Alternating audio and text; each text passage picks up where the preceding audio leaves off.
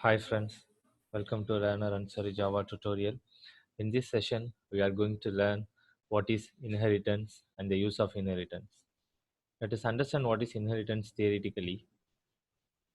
The inheritance means the mechanism of deriving one class properties to another class.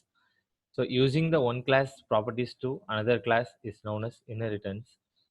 The inheritance is an important concept of object-oriented programming. So the use of inheritance is reusability of existing code. When we are using the concept of inheritance in our Java code, then we will have a facility of reusing our code in future. So there are different types of inheritance that Java supports. Let us understand what are the types of inheritance available in object-oriented programming concepts of inheritance. The simple inheritance, multi-level inheritance, multiple inheritance, hierarchical inheritance, and hybrid inheritance. In Java doesn't support multiple inheritance. C++ does support multiple inheritance. The reason for not supporting the multiple inheritance is there is an ambiguity problem that we will face when we are using the multiple inheritance. So when we are dealing with method overriding concept, there is a chance of ambiguity problem, which method of the superclass has to be overridden. So that is why in Java, they have removed the multiple inheritance concept. So in Java, a class can extend only one class at a time. So in simple inheritance, there will be two classes. One class will use the properties of another class. In multi-level inheritance, there will be more than one classes. Yeah, first class will be inherited to second class, and the second class will be inherited to the third one, and the fourth one will inherit the third one. So there will be a multiple level. So that is why it is known as multi-level. For example, if we are having the four classes, the last class will have the third class property, and the third class will inherit the second class property, and the second class will inherit the first class property. So it is known as multi-level inheritance. Multiple inheritance that Java doesn't support, but multiple inheritance is using more than one class properties to a single class is a multiple inheritance. In hierarchical inheritance, a single class property will be used to more than one class. That is hierarchical inheritance. Hybrid, it's a combination of any two inheritance is a hybrid inheritance. So let us understand the inheritance. For example, let me provide you the code for hierarchical inheritance practically. Okay.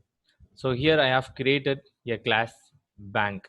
The bank contains three string object. One is bank name, MICR number, and IFSC code, and a bank constructor, a public constructor, and which will receive the value of bank name, MICR number, and IFSC code. So which will be stored in this instance variable, and the four methods print details, so which prints the details of your bank, that is bank name, MICR number, and IFSC code, then withdraw, deposit, and rate of interest. So here the bank is a class. So if we are going to develop a project for a number of banks, what we can do is whatever is common for all the banks, then we can create one super class. So we know that each and every bank has an operation for withdraw and deposit, and calculating the rate of interest. So we don't need to declare a method separately for each and every bank. What we can do is we can have a common class, then that class can be inherited to another classes. For example, here I have created a three more classes, that is Axis Bank, HDFC Bank, and ICICI Bank. So we know that all these bank as an operation for withdrawing the money and depositing the money and calculating the rate of interest. So in Axis Bank, we can get all this code without copy and paste inside this code. What we can do is we can use the inheritance concept. That means acquiring one class properties to another class. So here extends is a keyword which inherits all the properties of your bank. So when we are using the keyword extends in class declaration, what happens is whatever we have written inside the bank class, the entire code will be copied to this Axis Bank class. So Visually there is a copy of a class bank is available here, but we will not be able to see it. So whatever we have written here, this is exactly whatever I have selected, that code will be copied and it is available inside this class, but we will not be able to see it. So this is bank class property is extended to Axis Bank, so that Axis Bank will have all the details, print details, all the methods, print details, withdraw, deposit, and rate of interest.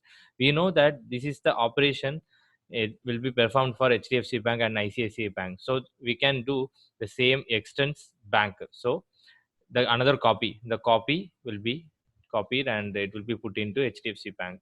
So here also extended. So here a bank is shared by three classes. So Axis Bank extends a bank, and HDFC Bank extends a bank class, and ICICI Bank extends a bank class. So a bank class is shared by three classes. So this program is an example for hierarchical inheritance, because one class is shared by a multiple classes. So in inheritance, when we are using the extends keyword, we can replace the extends keyword by saying is a relationship. So extends gives us a relationship of is a. So we can say that ICICI Bank is a bank. So HDFC Bank extends means the relationship between the HDFC Bank and the bank class is a relationship. So HDFC is a bank and Axis Bank is a bank. So extends means the relationship is here. There is two types of relationship that is available when we are reusing the code. One is a relationship, another one is has a relationship. Is a relationship comes into place when we are using the inheritance concept. Without using the inheritance concept, when we are creating a object to reuse the code, that is known as has a relationship, and that we will discuss in the subsequent video tutorials. Now let us understand what this code does. So here, as I said, the copy of the code, the class bank, is copied to Axis Bank as we are extending the bank class. Now I have created a default constructor for this Axis Bank. Now I am calling the superclass constructor. The superclass is a bank. So the copy is available here exactly. So I am calling the super is a keyword which is used to invoke the superclass method, superclass variable, and superclass constructor. Here there are three different use of super keyword. One is we can invoke the immediate superclass constructor, we can invoke the immediate superclass method, and we can use the immediate superclass variable. But here I have used a super keyword to invoke the superclass constructor. So here I am passing the three string variables, string value I am passing it. So what will happen, the three parameter constructor will be called in here. Only bank contains only only one constructor which has three string parameter. So the first axis will be passed to this bank name, and 1001 will be passed to this MICR number, and axis AXI 101 will be passed to IFSC. So exactly, not exactly here, the copy is available here, so it will be passed to that constructor. So the constructor is available inside this code only, so that constructor will be called. So when we are creating the object Axis Bank, only main method will be executed. So let us see the line number 11, Axis Bank AX. So AX is an object. When we know that constructor will be called automatically when the object is instantiated. So in the 11th line, we are instantiating a object for a Axis Bank. So the default constructor will be called. When the default constructor is called, it invokes a superclass constructor by passing three string parameter.